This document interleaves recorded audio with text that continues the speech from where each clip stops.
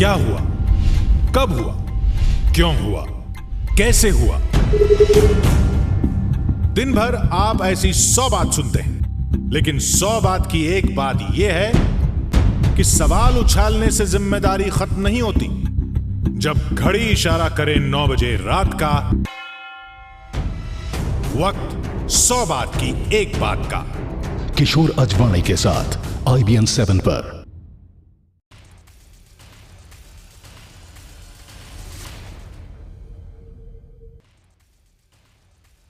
प्रदेश के सबसे बड़े समाजवादी परिवार में मची कलह थमने के बजाय और बढ़ती जा रही है। बीती रात ये हाई वोल्टेज सियासी ड्रामा अपने चरम पर पहुंच गया। मुलायम और अखिलेश से मुलाकात के बाद शिवपाल यादव ने मंत्रिमंडल और पार्टी प्रदेश अध्यक्ष पद से इस्तीफा दे दिया। वहीं हालांकि मुलायम और अखिलेश ने शिवपाल का इस्तीफा मंजूर नहीं किया है। आज का दिन समाजवादी पार्टी और यूपी सरकार के लिए बेहद अहम माना जा रहा है। कहा जा रहा है कि मंत्रालय छीने जाने से नाराज शिवपाल आज अपना सरकारी बंगला भी खाली कर देंगे। इस्तीफे के बाद नाराज शिवपाल यादव आज कुछ बड़ा ऐलान कर सकते हैं। देर रात घर के बाहर जुटे समर्थकों से शिवपाल ने कहा कि चिंता मत करो, कल फिर मिलेंगे।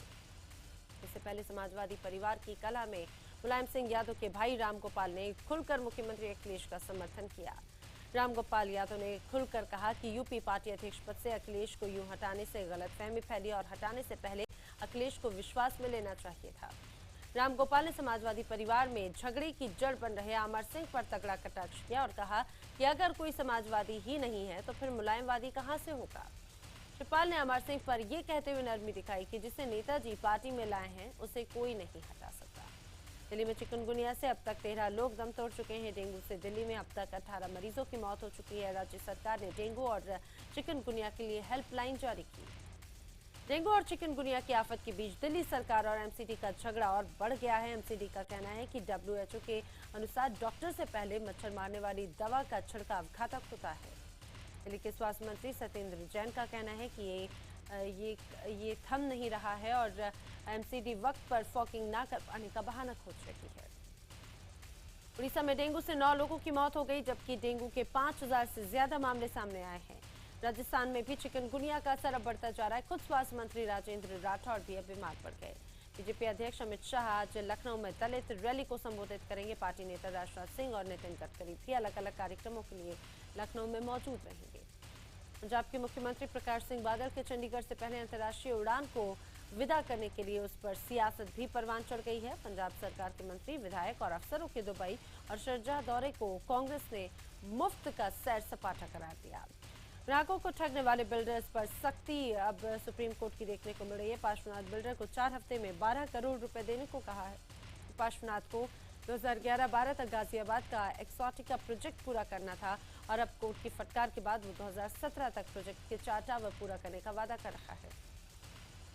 पीएम मोदी कल गुजरात के नवासारी में अपना जन्मदिन मनाएंगे। नवासारी में पीएम मोदी गुजरात के अलग अलग हिस्सों से चुने गए 11 दिव्यांगों के साथ में वक्त गुजारेंगे। पीएम के साथ में कार्यक्रम के लिए बड़ा पंडाल तैयार किया जा रहा है, जहां पर वो दिव्यांगों को 1200 व्हील चेयर और 2200 हियरिंग एड भी देंगे। बीजेपी ने पीएम मोदी का जन्मदिन सेवा दिवस के रूप में मनाने का फैसला किया और इस मौके पर देश भर में सामाजिक सेवाओं के कई कार्यक्रम आयोजित किए जाएंगे। राहुल गांधी ने यूपी के कौशाम्बी में खाट सभा की और खाट सभा के दौरान कांग्रेस उपाध्यक्ष ने पीएम मोदी पर निशाना साधा। सिवान के डीएम और एसपी ने शहाबुद्दीन को जिले की कानून व्यवस्था के लिए खतरा बताते हुए उसकी जमानत रद्द करने की सिफारिश की। मुख्यमंत्री नीतीश कुमार ने भी डॉन पर शिकंजा कसने के संकेत दिए। शहाबुद्दीन को लेकर गठबंधन में दरार की अटकलों को खारिज करते हुए नीतीश ने दावा किया कि गठबंधन में कोई समस्या नहीं है। पत्रकार राजदेव रंजन हत्याकांड में सीबीआई ने शहाबुद्दीन के खिलाफ एफआईआर दर्ज कर जांच शुरू कर दी है। पीडीपी सांसद तारिक हामिद कर्रा ने पार्टी और सांसद सदस्यता छोड़ दी। पार्टी छोड़ने के बाद श्रीनगर से सांसद कर्रा ने पीडीपी पर आग उगली और कश्मीर में बीजेपी का एजेंडा चलाने का आरोप मढ़ा। पीडीपी के संस्थापक सदस्य और पूर्व सीएम मुफ्ती मोहम्मद सईद ने बेहद खास कर्रा के जाने पर बीजेपी ने पीडीपी का अंदरूनी मामला बताया। पेट्रोल की कीमतों में एक बार फिर 58 पैसे का इजाफा हो गया है, जबकि डीजल की कीमतों में 31 पैसे की कटौती की गई। कई बैंकों से लोन लेकर विदेश भागने वाले शराब कारोबारी विजय माल्या की भारत वापसी पर विदेश मंत्रालय ने कहा कि इमरजेंसी सर्टिफिकेट के लिए आवेदन किया जा सकता है। इससे पहले विजय माल्या ने कहा था कि पासपोर्ट निलंबित होने की वजह से वो भारत नहीं लौट पा रहे हैं। भारत ने पहली बार संयुक्त राष्ट्र में बलूचिस्तान का मुद्दा उठाया और पाकिस्तान पर वहां मानवाधिकार के हनन का आरोप लगाया। पाकिस्तान ने भारत के आरोप खारिज कर दिए हैं और एक बार फिर संयुक्त राष्ट्र की एक टीम कश्मीर भेजने का राह अलाप रही है। विदेश मंत्री सुषमा स्वराज यूनाइटेड नेशंस की जनरल असेंबली में भारतीय दल का प्रतिनिधित्व करेंगी। वो 26 सितंबर को यूएन को संबोधित करेंगे। विदेश मंत्री सुषमा स्वराज ने ट्वीट कर जानकारी दी कि आंध्र प्रदेश के गोपाल कृष्णन और तेलंगाना के बलराम किशन को लीबिया से रेस्क्यू कर लिया गया है। बता दें कि गोपाल कृष्णन और बलराम किशन पिछले साल के जुलाई महीने से लीबिया में फंसे हुए थे।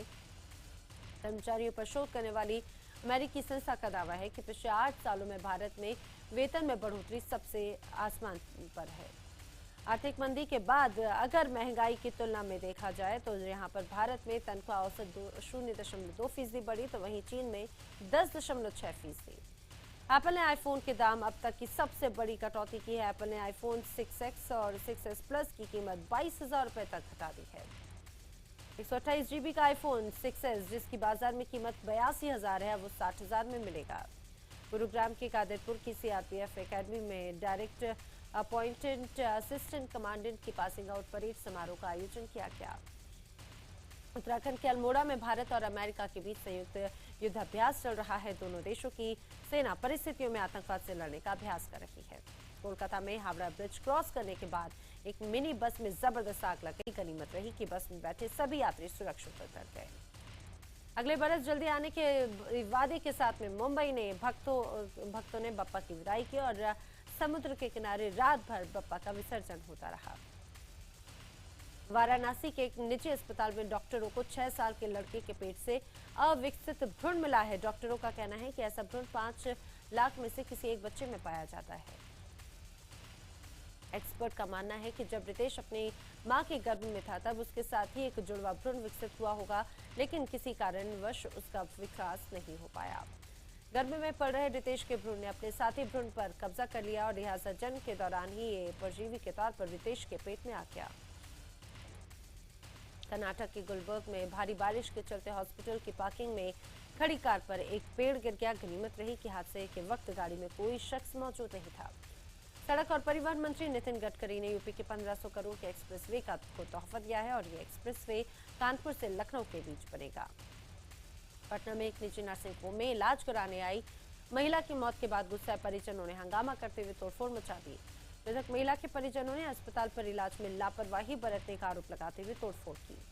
कानपुर में एक शख्स ने पुलिस थाने में घुसकर रिश्वतखोर दरोगा की जेब से अपने 40,000 रुपए निकाल लिए। दरअसल इस शख्स ने दरोगा को उसकी ड्यूटी करने के लिए रिश्वत दी, लेकिन इसके बावजूद दरोगा ने कुछ नहीं किया। तब इस शख्स ने दरोगा की जेब से अपने पैसे निकाल लिए।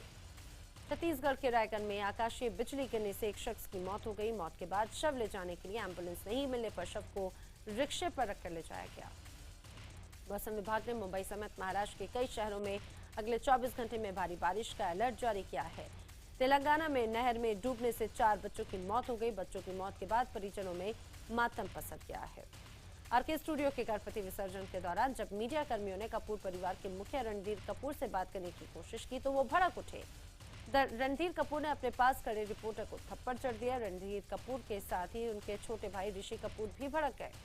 ऋषि कपूर भी मीडिया कर्मियों पर जमकर चीखते चिल्लाते नजर आए। यहाँ तक कि आमतौर पर शांत रहने वाले रणबीर कपूर भी अपने खानदान में गुस्से में शामिल दिखे। बाहरी दिल्ली के अमन विहार इलाके में 2 लड़कियों से गैंगरेप का मामला सामने आया। दोनों लड़कियों के साथ में पार्क में इस वारदात को अंजाम दिया गया। दोनों लड़कियों को मेडिकल के लिए मंगोलीपुर के संजय गांधी अस्पताल ले जाया गया, जहां डॉक्टर्स ने लड़कियों के साथ में रेप की पुष्टि की है। इस मामले में पुलिस ने मामला दर्ज कर 4 लड़कों को हिरासत में ले लिया है, जिनमें से 2 नाबालिग हैं। दिल्ली पुलिस ने वसंत कुंज से लूटे गए 2.25 करोड़ के 900 आईफोन बरामद कर 2 लोगों को गिरफ्तार कर लिया है। 3 दिन पहले 984 आईफोन लूटे गए थे। दिल्ली के वसंत विहार में एक तेज रफ्तार स्विफ्ट कार पीछे से ट्रक में घुस गई। हादसे में एक युवक की मौत हो गई, जबकि 3 लोग गंभीर रूप से घायल हो गए। घायलों को रॉकलैंड और एम्स ट्रॉमा अस्पताल में भर्ती कराया गया है। घायलों में 2 लोग मर्चेंट नेवी में कार्यरत हैं। दिल्ली से सटे नोएडा में नौकरी का झांसा देकर शॉपिंग मॉल में रेप का मामला सामने आया। पुलिस ने केस दर्ज कर आरोपी की तलाश शुरू कर दी है। पीड़ित लड़की का आरोप है कि मॉल के सिक्योरिटी इंचार्ज देवेंद्र यादव ने उसे नौकरी देने के बहाने बुलाकर उसके साथ में रेप को अंजाम दिया। दिल्ली के दरियागंज में एक निजी कंपनी के कर्मचारियों से 40 लाख रुपए लूट लिए गए। लूट का सीसीटीवी फुटेज सामने आया है, जिसमें बदमाश बंदूक की बट से मारता नजर आ रहा है और दिल्ली के डिफेंस कॉलोनी में 73 साल के बुजुर्ग की हत्या कर दी गई। ग्रेटर नोएडा में केन्या की रहने वाली बीटेक की छात्रा के साथ में रेप की वारदात को अंजाम दिया गया। रेप का आरोपी पकड़ा जा चुका है। ग्रेटर नोएडा में बिल्डर की मनमानी के खिलाफ प्रदर्शन कर रहे लोगों पर पुलिस ने जमकर लाठियां भांजी है। प्रदर्शन के दौरान करीब 1200 लोगों की भीड़ मौजूद थी। इन लोगों का आरोप है कि बिल्डर ने पिछले 2 दिनों से इनके घरों का बिजली और पानी का कनेक्शन काट रखा है, जिसको लेकर लोग सड़कों पर उतर रहे हैं। ठाणे में गार्ड क्वार्टर में एक कांस्टेबल ने ऑन ड्यूटी खुद को गोली मारकर खुदकुशी की कोशिश की। घायल कांस्टेबल को अस्पताल में भर्ती कराया गया। मुंबई से सटे मुंब्रा में एक घर से दंपति का शव बरामद हुआ। पुलिस जांच को रखी है कि दोनों ने खुदकुशी की या फिर उन्हें मारा गया है। मथुरा के एक इंस्टीट्यूट में रैगिंग का मामला सामने आया। पुलिस छात्र का आरोप है कि रैगिंग के दौरान उसे नशे का इंजेक्शन लगाया जाता था। आरोपी छात्रों को निलंबित कर दिया गया है। गुरुवार को गणपति विसर्जन के दौरान राजधानी दिल्ली में 2 जगह हुए हादसों में डूबने से 3 लड़कों की मौत हो गई। कोयम्बटूर में एक तरफा प्यार में एक लड़के ने घर में घुसकर लड़की की हत्या कर दी और खुदकुशी की कोशिश की। पुलिस ने आरोपी को गिरफ्तार कर लिया है।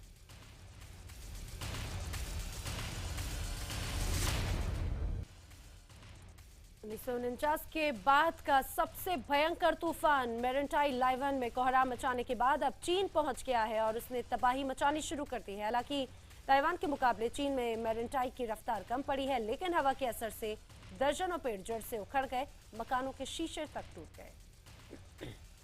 शियामिन शहर के 3.5 लाख लोग घरों में बिजली गुल हो गई है और जबकि पूरे फुजियान प्रांत में 16 घरों में अंधेरा छा गया है। अमेरिका में राष्ट्रपति पद की प्रबल दावेदार हिलेरी क्लिंटन पर बीमार पड़ने पर अपने कार्यक्रमों में अपनी बॉडी डबल यानी कि हमशक्ल उतारने के आरोप लग रहे हैं। रिपब्लिकन उम्मीदवार डोनाल्ड ट्रंप ने अपने फेसबुक पे कई तस्वीरें शेयर की जो ये दावा कर रही हैं कि हिलेरी एक साथ कई जगहों पर मौजूद थी। पाकिस्तान के मुल्तान में यात्री ट्रेन की मालगाड़ी से भिड़ंत में 6 की मौत हो गई, जबकि 150 से ज्यादा लोग जख्मी हो गए। कराची जा रही अवामा एक्सप्रेस उसी पटरी पर आ गई जिस पर मालगाड़ी रुकी हुई थी। वरुण धवन की फिल्म जुड़वा 2 अगले साल 29 सितंबर को पर्दे पर उतरेंगी और इस फिल्म में वरुण डबल रोल में नजर आएंगे और इसी फिल्म को वरुण के पापा डेविड धवन डायरेक्ट कर रहे हैं। रिलीज से पहले इमरान हाशमी की फिल्म राज रिबूट की इंटरनेट पर लीक होने की खबर झूठी है। बताया जा रहा है कि फिल्म की एक छोटी सी क्लिप सोशल मीडिया पर बांटी जा रही थी, ना कि पूरी फिल्म। रितेश देशमुख और नरगिस फाकरी की फिल्म बैंजो का नया गाना रिलीज किया गया है और इसमें रितेश रॉकस्टार की तरह गाना गाते नजर आ रहे हैं। अमेरिकी टीवी सीरीज क्वांटिको में अभिनय के बाद प्रियंका चोपड़ा दुनिया में सबसे ज्यादा कमाई करने वाली एक्ट्रेस की लिस्ट में आ गई है। फोर्ब्स की लिस्ट में प्रियंका $1 करोड़ की कमाई के साथ ये 8वें नंबर पर हैं। प्रियंका इन दिनों क्वांटिको के दूसरे सीजन की शूटिंग में व्यस्त हैं और इसी वजह से उन्होंने न्यूयॉर्क में एक अपार्टमेंट भी ले लिया है। इंस्टाग्राम पर विराट कोहली के फॉलोअर्स की संख्या 70 लाख हो गई है। विराट ने इंस्टाग्राम पर 28 सेकंड का वीडियो डालकर अपने फैंस को इसके लिए शुक्रिया कहा। सोशल साइट्स पर हमेशा एक्टिव रहने वाले विराट कोहली ने इंस्टाग्राम पर अपना नया हेयर स्टाइल भी शेयर किया और इस नए हेयर स्टाइल में विराट किसी फुटबॉल लीग के खिलाड़ी की तरह नजर आ रहे हैं। Davis cup world playoff group में आज भारत और स्पेन के बीच में टक्कर होगी। 5 बार की डेविस कप चैंपियन स्पेन में स्टार खिलाड़ी राफेल नडाल पर सबकी नजरें टिकी हैं। बड़े खिलाड़ियों की कमी से जुड़ रही भारतीय टीम में सिंगल्स के लिए 4 मैच खेले जा सकते हैं और मायने नहीं है और इसमें सिर्फ एक मैच खेले राजकुमार रामनाथन है। डबल्स में अभी तक 41 मैच जीत चुके लिएंडर पेस एक भी मुकाबला जीत जाते हैं तो 42 मैच जीतने के इटली निकोला पेंट्रिल के रिकॉर्ड की वो बराबरी कर लेंगे। भारत दौरे पर आई न्यूजीलैंड की टीम इंडिया टेस्ट सीरीज से पहले मुंबई के साथ ही दिल्ली के फिरोज शाह कोटला मैदान पर अभ्यास खेल मैच होगा।